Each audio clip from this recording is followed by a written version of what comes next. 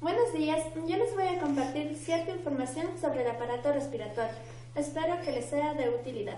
El aparato respiratorio comprende un conjunto de órganos responsables de conducir el aire hacia los pulmones, donde se lleva a cabo el intercambio gaseoso. Ante la respiración, que incluye el mecanismo de la inspiración, vamos a tener la inspiración y la expiración. La inspiración es cuando el aire ingresa a los pulmones, en donde va a existir una expansión de los mismos, una contracción de los músculos pectorales menores, contracción de los músculos intercostales y una contracción y descenso del diafragma. Mientras que en la expiración, que es la salida del aire de los pulmones, vamos a tener una relajación de los músculos pectorales menores, una relajación de los músculos intercostales, relajación y elevación del diafragma y una contracción de los pulmones. Desde el punto de vista estructural y funcional del aparato respiratorio, se compone de una porción conductora y una porción respiratoria. La porción conductora va a ser la parte comprometida con la conducción del aire inspirado hacia los pulmones y está formado por las cavidades nasales, la nasofaringe, orofaringe, laringe, la tráquea, bronquios y bronquiolos terminales, mientras que la porción respiratoria va a estar ubicada en el parénquima pulmonar y es el lugar donde va a ocurrir el intercambio gaseoso. Y está comprendido por los bronquiolos respiratorios, conductos alveolares, sacos alveolares y los alvéolos respiratorios. Primero comenzaremos con las fosas nasales. Son dos cavidades que están separadas por un tabique nasal que está constituido por tejido óseo y por cartílago hialino. Y este está formado a la vez por tres porciones, que son el vestíbulo o narina, área respiratoria y área olfatoria. El vestíbulo o narina corresponde a la parte anterior y dilatada de las fosas nasales. Está tapizado por un epitelio poliestratificado plano no queratinizado que se va a continuar con la piel de la cara. Y además contiene abundantes glándulas sebáceas y vellos rígidos que toman el nombre de vibrisas, que va a constituir la primera barrera de defensa de las vías aéreas. El área respiratoria se halla a continuación del vestíbulo y es la zona más extensa, porque posee una mucosa compuesta por las siguientes estructuras que son un epitelio pseudoestratificado cilíndrico ciliado con numerosas células caliciformes, denominado epitelio respiratorio. También van a poseer una membrana basal, una lámina propia, y en la parte lateral de cada cavidad nasal va a existir tres prominencias, que van a ser los cornetes superior, medio e inferior. Estas estructuras van a dar lugar a la formación de los meatos, cuya función es la de aumentar la superficie de humidificación del aire inspirado. La zona olfatoria. Esta está localizada en el techo de las fosas nasales, en la parte superior de la pared del tabique nasal y del cornete superior. Se caracteriza por poseer un color ligeramente pardo amarillento, debido a la presencia del pigmento lipofuscina, y va a tener las glándulas serosas de Bowman. La mucosa olfatoria también comprende un epitelio pseudoestratificado cilíndrico, que está constituido por células basales de sostén olfatorias, y va a carecer de células caliciformes. Así tenemos que las células olfatorias son neuronas bipolares que van a tener una dendrita y un axón y van a estar por encima de la superficie epitelial y va a terminar en un ensanchamiento denominada vesícula olfatoria. Mientras que las células basales también son conocidas como células madre. Estas se van a apoyar en la membrana basal, tienen una forma cónica y poseen núcleos esféricos en la posición central, y son los responsables de regenerar a las células de sostén y olfatorias.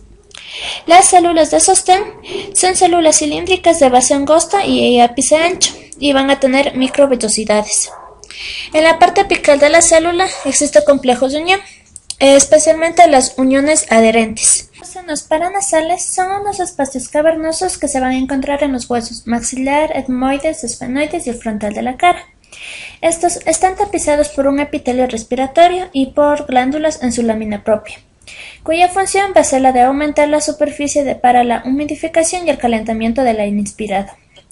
Luego tenemos a la faringe, que se va a localizar por detrás de la cavidad nasal y oral, y va a conectar estas cavidades con la laringe y el esófago. Este se va a dividir en nasofaringe, orofaringe y laringofaringe. La abertura de la boca hacia la faringe es la orofaringe, la abertura nasal es la nasofaringe y la laringofaringe está situada atrás de la faringe. La orofaringe está revestida por un epitelio plano estratificado no queratinizado. Y la nasofaringe histológicamente está formada por un epitelio respiratorio. Este va a tener su membrana basal y el corio, que van a ser delgados, además de un tejido linfoide diseminado. Y van a poseer unos nódulos a nivel de su pared posterior, constituyendo la amígdala faríngea, que es conocida como la adenoides, mientras que en sus partes laterales se abren los orificios internos de las trompas de Eustaquio, que son provenientes del oído medio. También por fuera de esta mucosa vamos a encontrar una capa muscular que está formada por músculo liso al comienzo y luego estriado. Seguimos con la laringe. Este se va a continuar por arriba con la faringe y por abajo con la tráquea. Es un órgano hueco de paredes irregulares que está constituido por cartílago, tejido muscular, tejido conectivo y glándulas. Interiormente está revertido por una mucosa que forma unos pliegues, los mismos que van a separar varios segmentos conocidos como el vestíbulo, el ventrículo laríngeo y la cavidad laríngea inferior o subepiglotis. El esqueleto de su pared está dado por formaciones cartilaginosas de tipo hialino. Así tenemos el cartílago tiroides, cricoides y aritenoides, y por cartílago elástico como la epiglotis, los cartílagos corniculados y los cuneiformes. En la laringe vamos a tener a la cuerda vocal verdadera y la cuerda vocal falsa. Estas van a formar una cavidad conocida como el seno y el sáculo de la laringe. El cartílago cricoides va a tener la forma de un anillo de mayor altura en su parte posterior, y hacia abajo se va a continuar con la luz de la tráquea. En su cara posterior, la laringe va a presentar unos músculos estriados, que van a ser los músculos constrictores de la laringe. En su cara interna va a estar recubierta por una mucosa con epitelio respiratorio.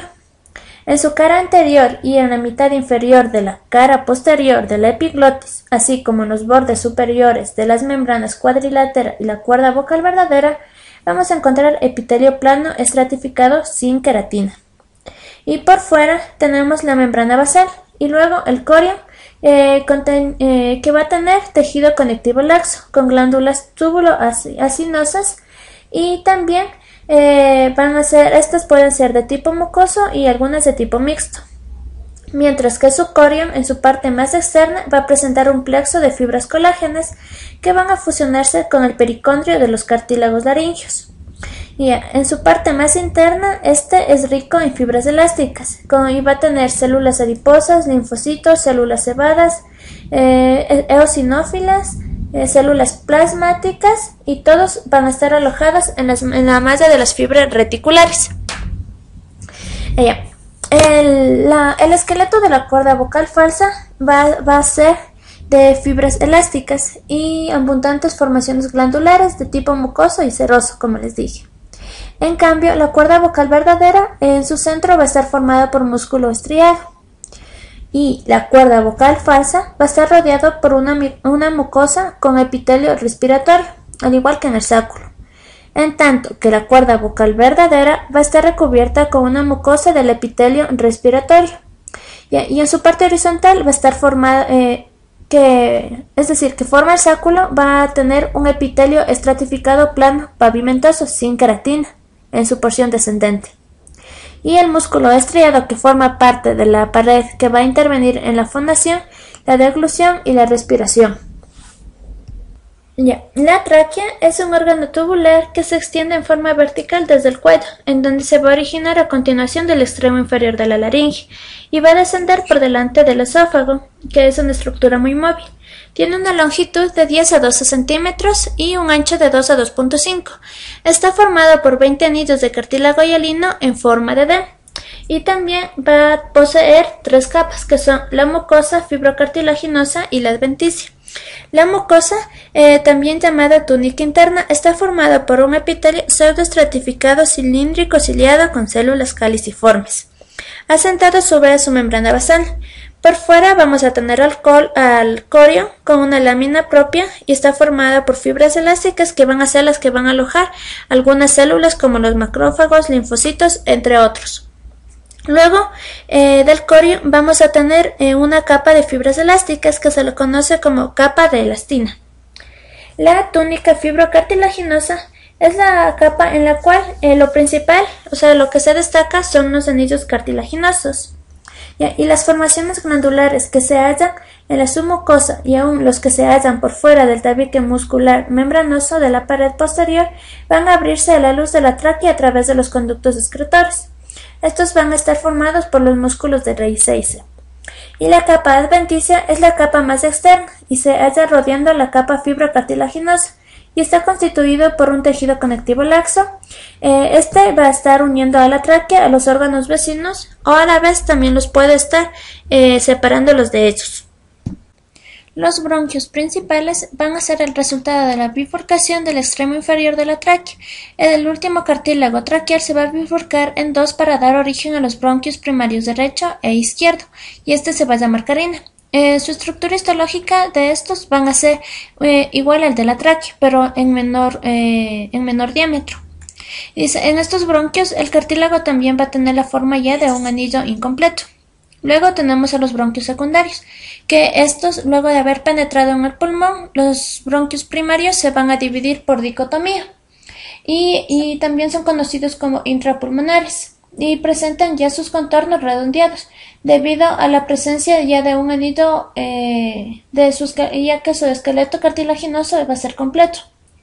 Y luego vamos a tener a los bronquios terciarios, que también son conocidos como bronquios finos, y son el resultado de la división del bronquio secundario. Estos son muy delgados y presenta la mucosa, que va a ser un epitelio respiratorio más bajo, con menor cantidad de células caliciformes. La túnica media se caracteriza porque ha disminuido el número de placas de cartílago y va a tener el músculo de raíz 6, mientras que su capa externa va a estar formada por tejido conectivo laxo. Los bronquiolos son el resultado de la división de los bronquios finos y van a constituir la porción terminal de los conductos aéreos del aparato respiratorio. Así tenemos el bronquiolo terminal, que está constituido por tres estratos. El interno, formado por la mucosa, que con su epitelio cilíndrico alto. El corion, que es una capa delgada con fibras elásticas y en lugar del cartílago lo va a reemplazar el músculo de raíz 6. Y la capa externa, que va a ser una capa de tejido conectivo laxo. El pulmón es un órgano que se va a hallar en la cavidad torácica a los lados del mediastino, y ahí son uno izquierdo y uno derecho. El derecho es más pesado y este va a ser formado por 3 lóbulos, mientras que el izquierdo solamente por 2. Además van a estar recubiertos por una membrana serosa que se llaman pleuras, ya sea parietal y visceral. También el pulmón va a estar formado por un estroma y el parénquima. El estroma, que está representado por la membrana serosa, que es la pleura, como ya les dije, y el parénquima de los pulmones, que no es otra cosa más que el árbol bronquial, que son las sucesivas ramificaciones que se inician en los bronquios principales extrapulmonares o primarios. Cuando el bronquiolo terminal se bifurca, da origen al bronquiolo respiratorio, que es la última división del árbol bronquial.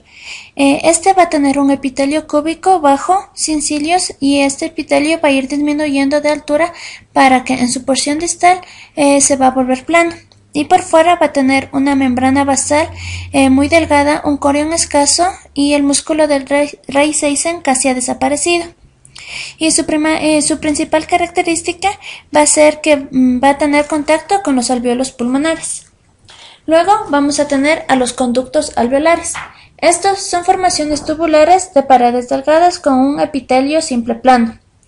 En su pared también vamos a encontrar unos orificios a través de los cuales se abren los alvéolos pulmonares y los sacos alveolares. Estos sacos alveolares son estructuras de aspecto abayonado, semejante a un racimo de uvas, en el que cada uno vendría a representar un alvéolo pulmonar, y estos van a estar separados por unos tabiques o septum interalveolares, mientras que los alvéolos pulmonares son unas aberturas de forma hexagonales o poliédricas que forman parte de los sacos alveolares, y también van a estar separados por los tabiques interalveolares.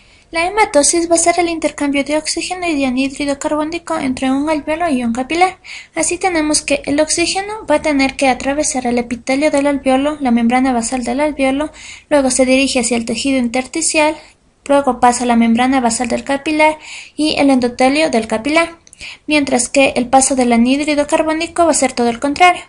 Primero va a tener que pasar el endotelio capilar, luego la membrana basal del endotelio, luego se dirige hacia el tejido intersticial y luego la membrana basal del alvéolo y por último el epitelio del alvéolo. Y por último, vamos a tener la presencia de unas células en los alvéolos. Así tenemos a los neumocitos tipo 1, que son unas células planas delgadas con unos núcleos aplanados, y los neumocitos tipo 2, que tienen una forma redondeada con superficies libres cubiertas por microvellosidades cortas.